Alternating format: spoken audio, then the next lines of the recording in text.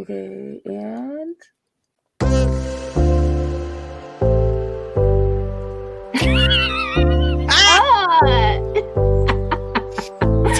oh, that's glorious. Oh, and it's still true. 2 months later, and it's still true.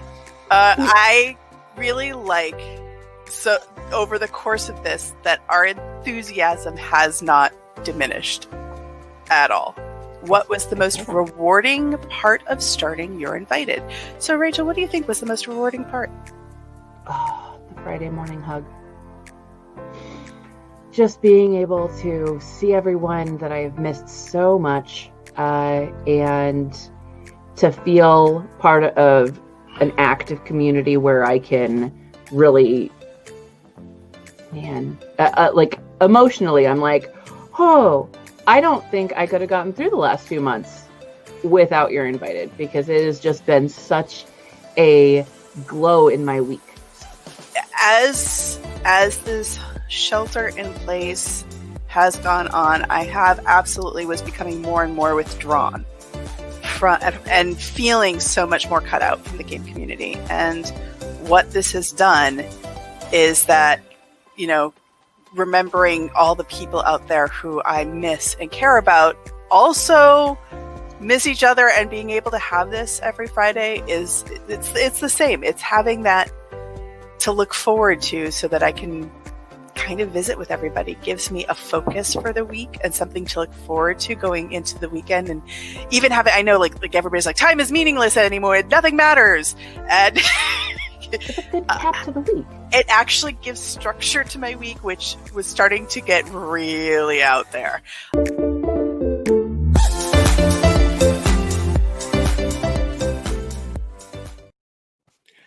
Happy New Year! Happy New Year! Morning, friends and gamers on the internet. We did it! I don't know how I'm awake right now. I'm Rachael Blaske. And I'm Julie Ahern. And this is episode 16 of You're Invited. And in this episode, Julie, VP and COO of Greenbrier Games, and myself, VP of Channel Marketing for White Wizard Games, will chat over a good cup of coffee, talking about the tabletop industry news and a topic that we feel is important in running a board game publishing company. And all the while, we'll discuss your comments and questions in the live chat, because you're invited. This week is sponsored by Arcane Wonders, maker of Architectura, Aquatica, the brand new Sherlock 13. These games and more are on sale for the new year. And if you use the code DTE2020NYE right now on their web store, you'll also get an additional 25% off all Dice Tower Essential games, which does include Aquatica, that really big box in the picture. Mm-hmm. Now, we also had something really cool going on this week. Do you want to talk about our giveaway? Do I? Yes. So, this season, we also shared the love with others by donating to Girls Indie Inc. and GBGB. But over the holidays, we decided that we were also going to give back to you for being so supportive of us. And thanks to Arcane Wonders, we'll be doing a drawing for it this afternoon. So now is your last chance. If you share the stream, we'll add you to the list for the stream that we had posted for this giveaway. First prize is a copy of Sherlock 13. Second is a copy of Aquatica and the Mat. And then if anybody talked about wanting Aquatica or having Aquatica and posting in it, they are going to be in the drawing to be one of several people for third prize to get the bonus promo cards. Awesome. So, shall we? Now's your chance. You got 10 seconds, people. Go.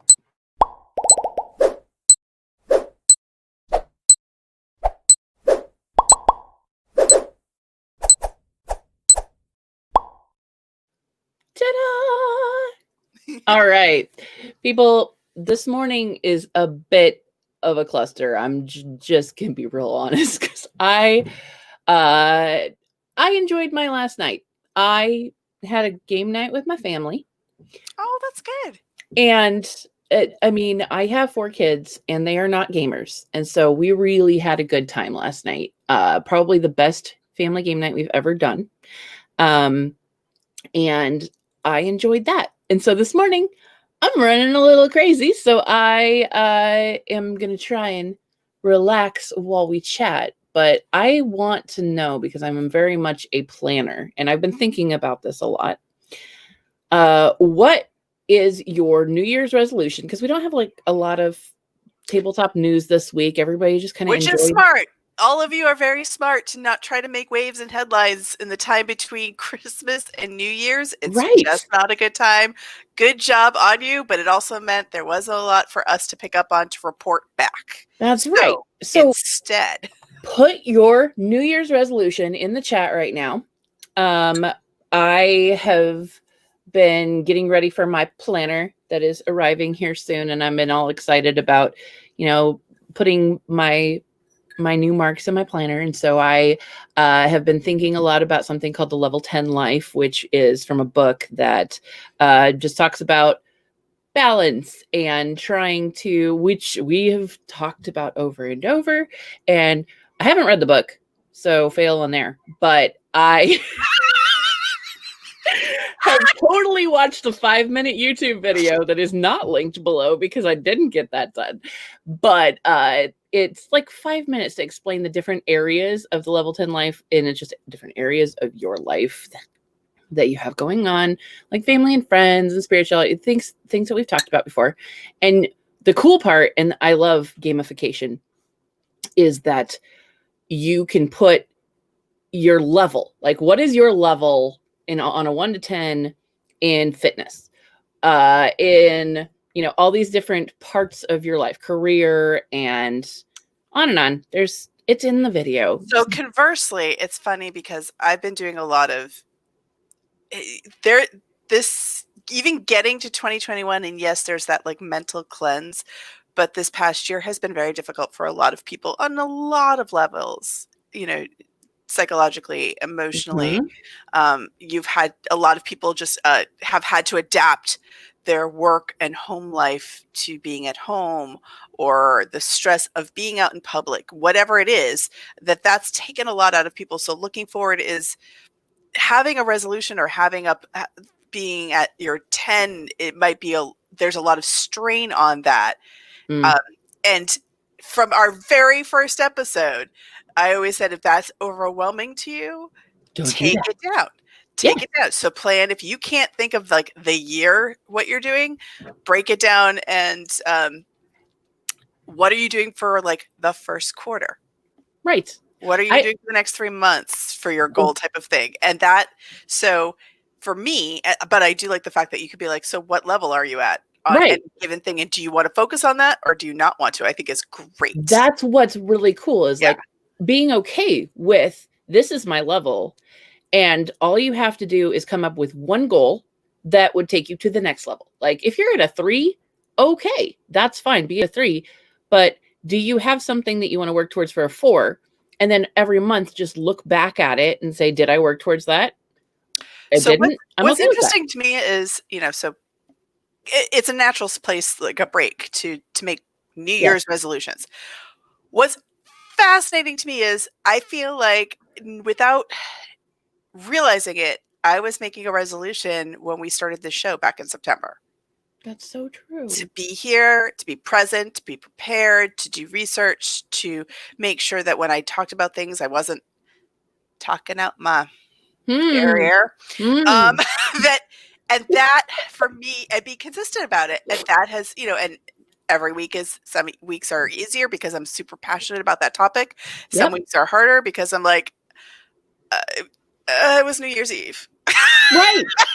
Right.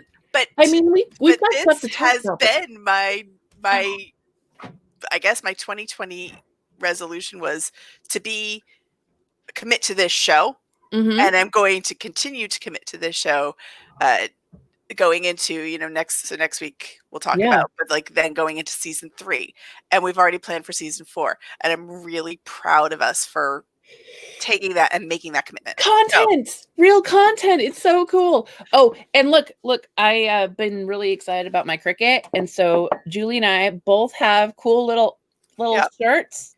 Yeah, we're branded now, cool people. kids. We're legit. I love your Cricut was so working so hard in the past couple weeks. Yeah. And it got a lot of use. Bless all the work you did, because not just that, like I've got my look, guys, she has ears. She sent me a picture of her earrings that I made her, and I was like, look, you have ears. I know they're not, you can't, they're really small. You can't see them, but they're my logo. But they're also, because I'm allergic to metal, it's the plastic backing so that I can wear them all day and under my headphones so cool. and still be wearing earrings, which I've missed incredibly. One of those weird things that you like, it's so petty and you're not like, you don't want to be like, and I can't wear earrings at home. But like taking off my earrings and putting them back on, and most of them have metal posts and it irritates my ears, so I can only put them on and then leave them on for a couple hours and take them off anyway. Mm-hmm. And I couldn't do it at all with same this, and then putting the hooks of you like with your mask when you're going out. Yep. And these I can wear. Yay! Glorious. I love it. So yes. I would say Helena's comment was awesome. Yes. Helena, where are you here? I actually this morning woke up and I thought to myself, it's a holiday in Canada. Helena will be there this morning. So that's awesome. Yes, I love it. Yes. I think you should, and I think we all should. And there were a couple others. That's right. Chelsea, she's going to try and do some more me time. Michael's trying not to waste time. So a lot of time management, which, you know, not having built-in structures from external, work. Yeah, time is meaningless. Right. So having that organization and self-motivation to do it is a challenge, and I wish you all the best in achieving those things in this new year. Man, it's so true. Well, we're going to go ahead and get started with reminding you guys to click the 3 dots in the upper right-hand corner. You can choose to be notified every time we go live, and we'll have the link to our YouTube account in the description box below so that you can subscribe and find our archived shows after streaming. We also have some teasers up there for January and things like that, which we plugged our January on Wednesday on our social media, a little 2-minute video there. Also, I'm just thinking what was our audience question this week? I forgot. How do you organize? Julie? Well, yeah, I assumed it was something like that. Okay. So how do you guys organize? And what are your plans? What are your plans for organization? Yes. So okay, we're going to talk about organizing your game space. And Julie was working on that all this week. So I'm going to show off her mess here in a second once I get switched over. I'm not surprised. There's no after picture yet. There will be. So by this weekend's end. Absolutely. But right now it looks more like this. All right. That's gorgeous. Look at all that. And look, they're in piles. They're organized in piles. If I could just leave them like that, and little pathways to the kitchen and up to my bedroom and office, fine. It's totally fine. So what are your piles, Julie? All right. So I had this great idea that since we were talking about it this week, I should again live what I'm talking about, be knowledgeable, have a good understanding. And so I was like, well, then I will, from Christmas to New Year's, I'm going to reorganize. Well, we moved this summer, so all the games went up based on get everything up and off the floor, go. So there was no organization. And I was like, all right, I'm going to organize it this time. New place, new plan. We're going to put everything by publisher. And I'll get to that. I've learned a lot. Mostly that this is like load in every day. Right? Oh my gosh. pulling everything down. But I've learned a lot, and I've learned a lot in the sense that um, I posted that I was doing it by publisher, and I got a lot of people's very passionate takes on how whether that was a good idea or a bad idea. I'll get to that in a second. But also how they organize, which was amazing because I realized there was so many different things that people do. So from most played to least played. So most played being like right up in like eyesight to least played being like the highs and lows of your bucks and just doing it by that. I saw gorgeous pictures of people organizing it by color so that it was this amazing rainbow, just so it was visually, aesthetically pleasing to look at while you're making your choices of what games you want to play. So your eye is drawn to your different games. And so that doesn't seem like, it seems very superficial, like, well, why would you do that? You wouldn't be able to find anything. But you will, especially if color is how you recognize the box of the game. And also, it means there's no place that gets overlooked highs and lows because you're looking at the whole rainbow and you want to see all the different colors. So you actually do end up looking, I think, all over your board instead of right there at that eye level more frequently. So I think it's actually smart. I had people organizing it by number of players because they have a lot of game nights and they want to find something based on like who's coming over. I think that right now that might not be the best idea, but maybe if you have a lot of people in your family or you have a bubble of people you're going with. So there was all different ways to do it. I have chosen publisher as a publisher. I wanted it for a couple reasons. I wanted to see if there are certain publishers whose games I'm drawn to that I'm not thinking about. So who's doing good and examine that. Is it because of their marketing? Is it because of the designers or the game design? What is it? And then also completely transparent. I'm looking at all their packaging and seeing what they're doing on their box to make their box stand out. And then across it, are they doing all the same size boxes? Are they different boxes? Is that affecting my purchasing choice? And then at the end of the day, I want to know what games, which publishers are publishing. So I understand that for most people, it might be they want to focus on the game because it's a game they like to play. I want to know who published that game as another publisher. Yeah. So it was a multi-reasoned thing to do. And I needed something because, as you saw by the picture, we're at about 4,000 board games at this point. Wow. So I can't do it by most frequently played to least frequently, or like I can't, like that's not, I needed something that's a much more library effect. And to that end, once I'm finished, I do have the ability, if you come and visit, there it is, and you would like to check out a game from the library. So we do have little library key fobs that that you can use to sign out the game that you would like to borrow. There will be a fine if you don't return it the way you found it. Oh, heck yes. Oh, heck yes. That does mean putting all the components back in the right places. Nice.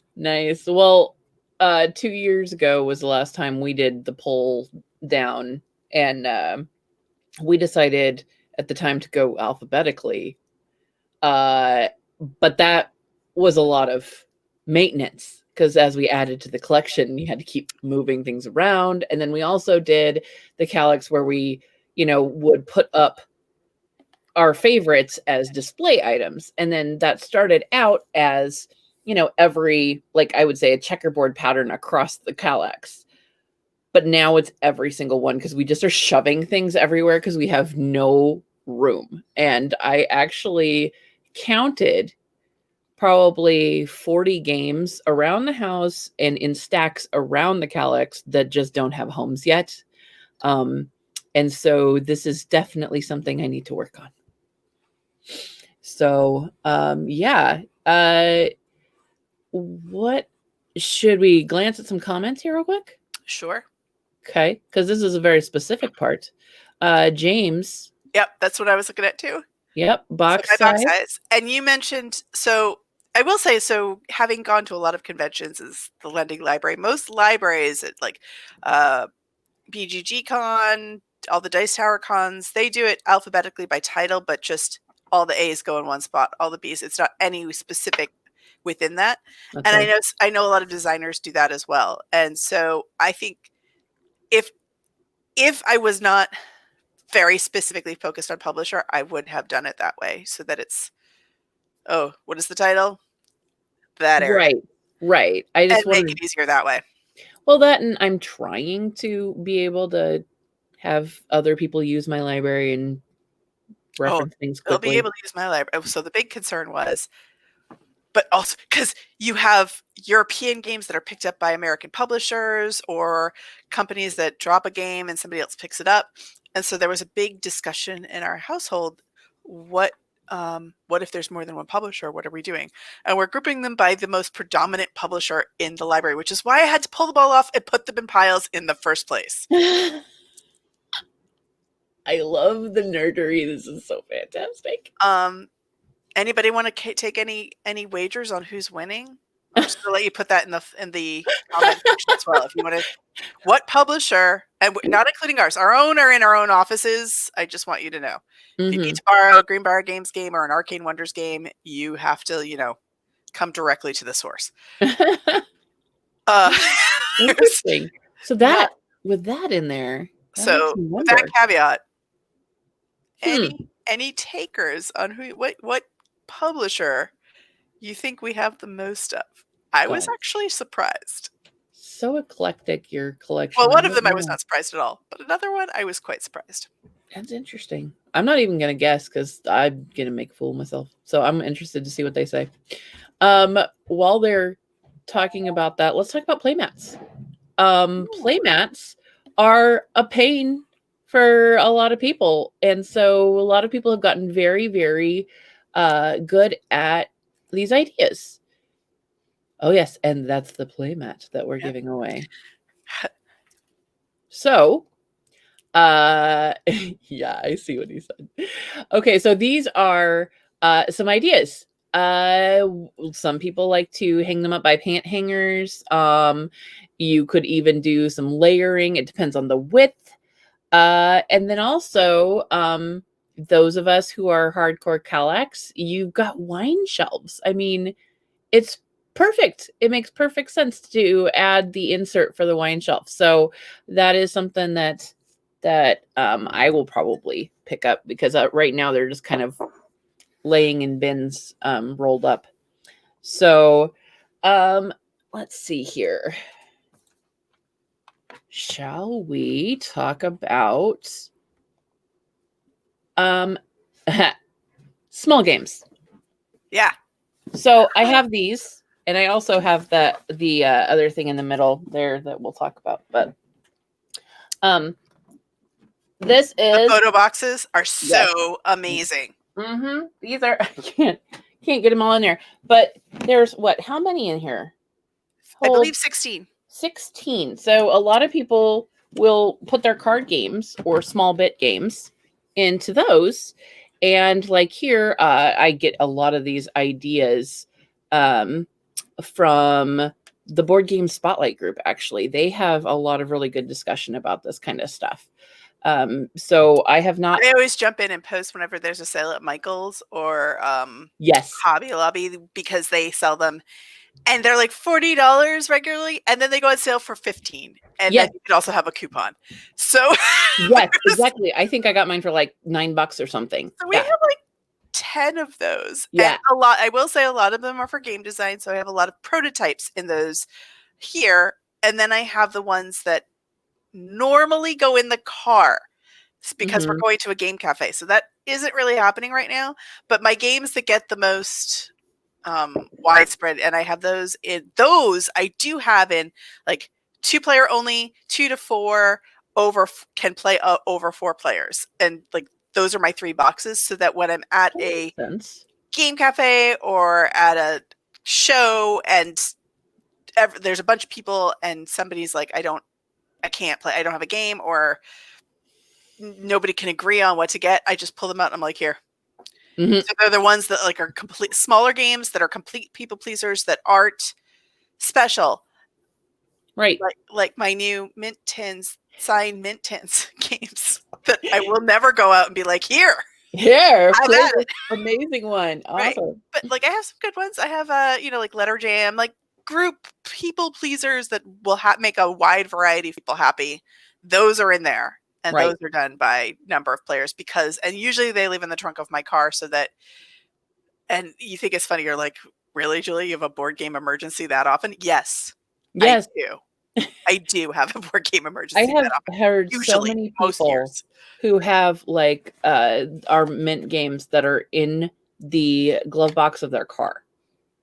I mean, it's just it's a really cool way to bridge to new gamers too. So those are really, really easy ways to do that.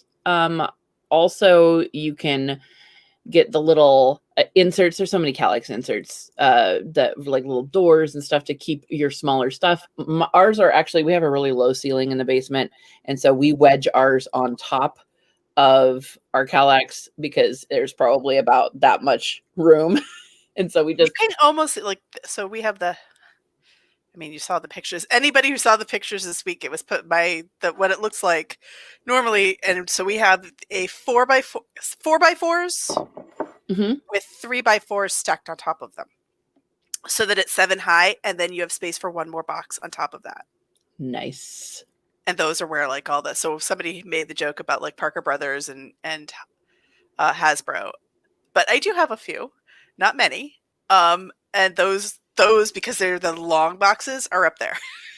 Yes. Yes. Our Monopoly is up there too, actually. I think we stuck it behind some stuff because it's like Justin's mom's copy from like the 70s or something, but we went ahead and kept it up there. But yeah. So Uh since nobody's, well, I had one guess, two guesses. yeah. I mean Ravensburger's on Ravensburger. there. We do have some Ravensburger games. That is not the biggest by a long shot. Fantasy Flight. Really?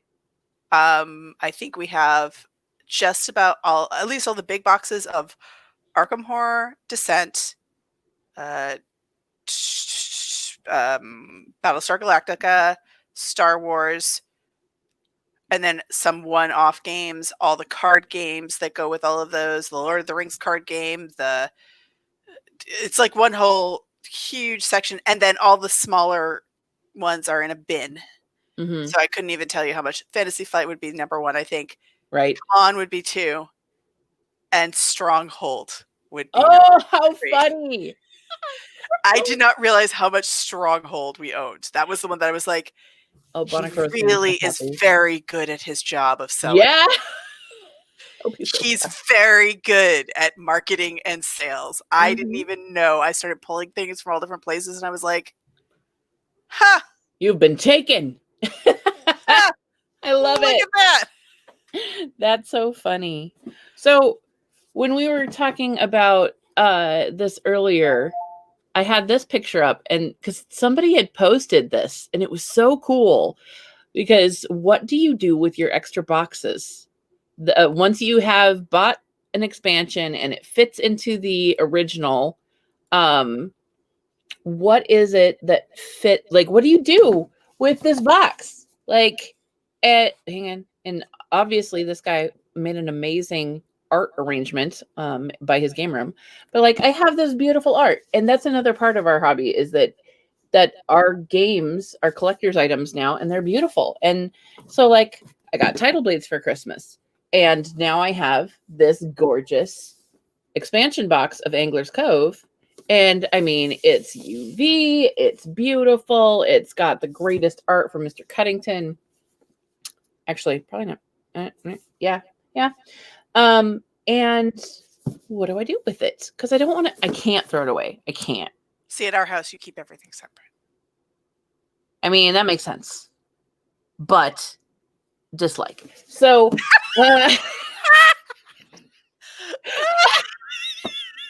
dislike. No. But yes. I understand. But if you don't want to do that, please continue. So I'm gonna try, and gosh, I don't even know if I could cut them. Like, it's gorgeous.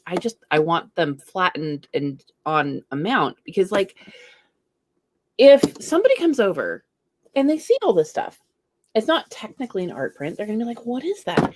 Well, let me tell you about the board gaming hobby and how artistic it is and how beautiful it is. And so, yeah, I'm loving it. Oh, goodness. I knew Robert was going to just flip. Yep. Robert, bless. Yes. Yeah, that's I what was we braced do. for it. Yeah. So what do you guys do with your expansion boxes? What do So you if you want to post, actually, before you post that, there was, he also chimed in with our number 4 is Z-Man, which was something I knew we had a lot of Z-Man. I love Z-Man games, but it was also one where, strangely enough, for as distinctive as their logo is, I miss, like, I kept finding more as I was pulling things out. So I thought I was done and I put them all up on a shelf. And I was like, okay, well, now I've got to rearrange the shelves again. right? Okay. Yeah. One more time. So like I'm going backwards also because I'm thinking like if I go instead of going from A to Z, I go from Z to A, I'll be better at seeing Oh them yeah. because I'm not well, Z-Man has meant that I'm at Rio Grande now and I'm still like having to push back shelves because I'm like, nope, there's some more. There they are. Look at them. The lives of board gamers. This is Yep. fantastic. Yep. Well, do you want to talk about the interiors? Because somebody was asking about these. These. So there are, so yeah, it depends on the game because like some companies now have you game, and you have game trays who if it's a Kickstarter game and you want that option, it's already built in, and you've got um, everything from you know the Broken Token and Wormwood games that make amazing things. Actually, so this is my Right, you've got front a broken back token. from no, this is Wormwood. Oh, ooh, you're ritzy. I'm super well. They're Massachusetts board game. They're Massachusetts based, and our Oh, company is so based in you've got Massachusetts. okay. So here, Oh, it's look, so pretty. right? So this was when we did Heavy Steam. Mm-hmm.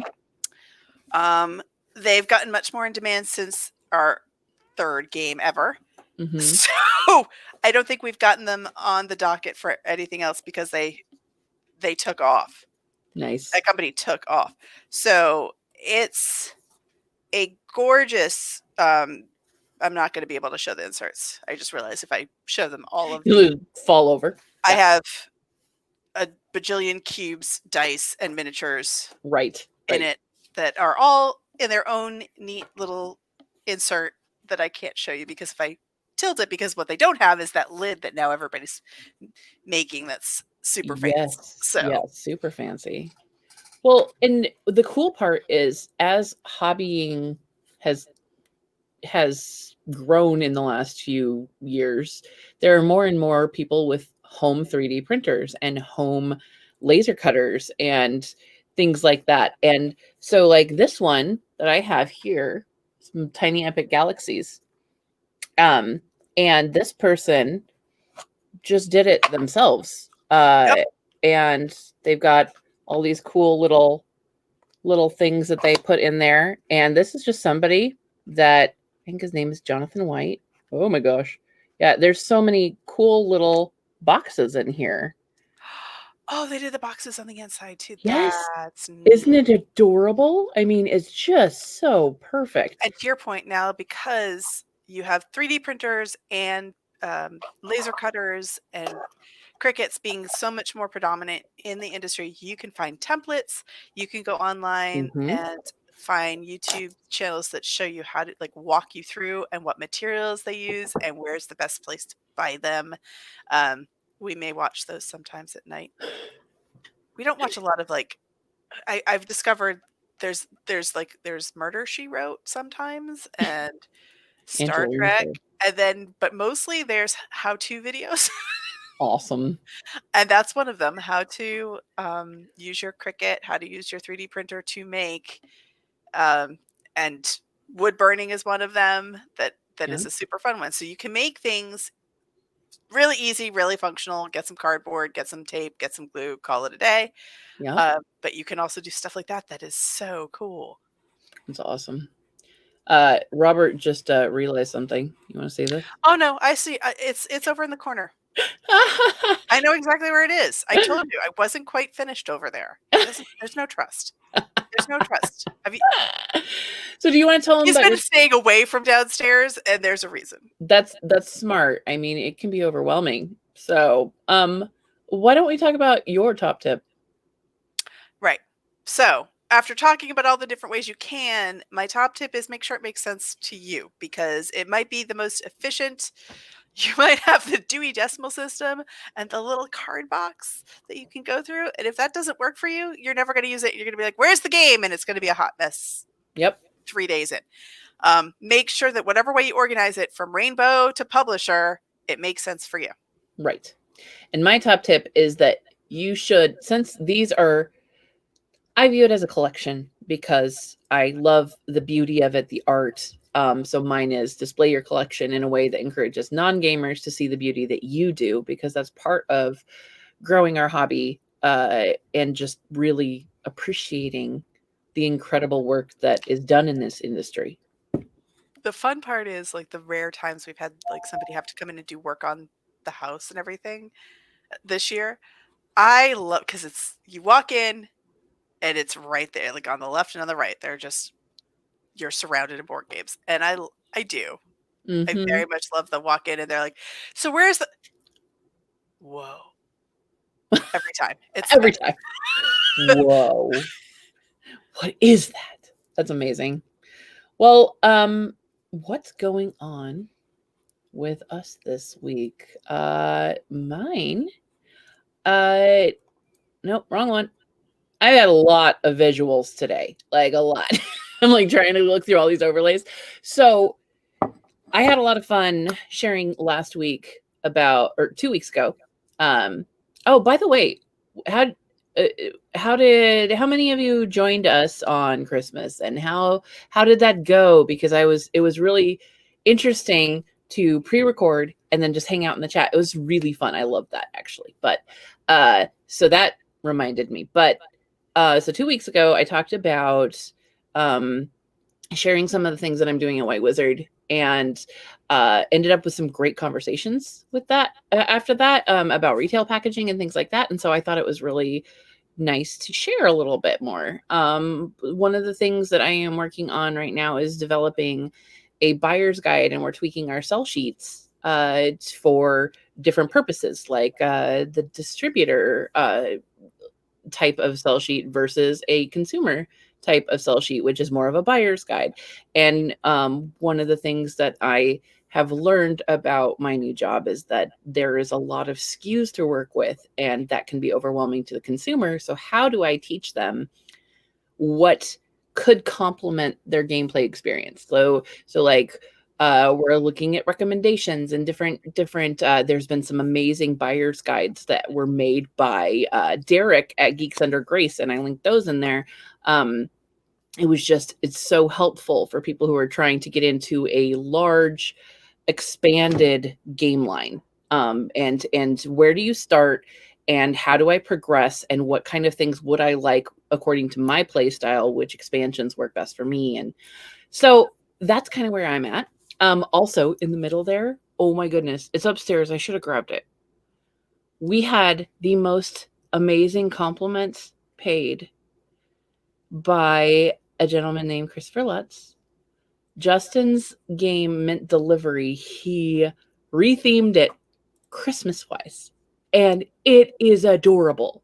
Oh, it really is. The pictures are super cute. They're so We'll cute. post them. We'll post them on our page. Yes, absolutely. So it you is. can see.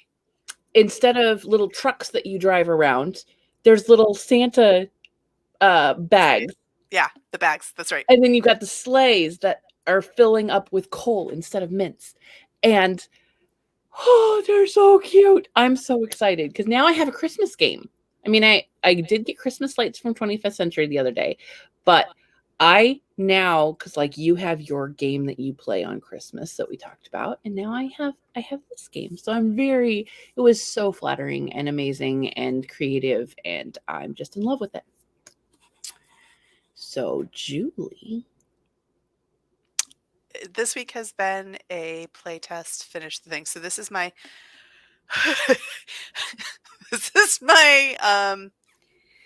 the map for Lost Ones, and it's a very bad picture on purpose because I don't want to give away any spoilers.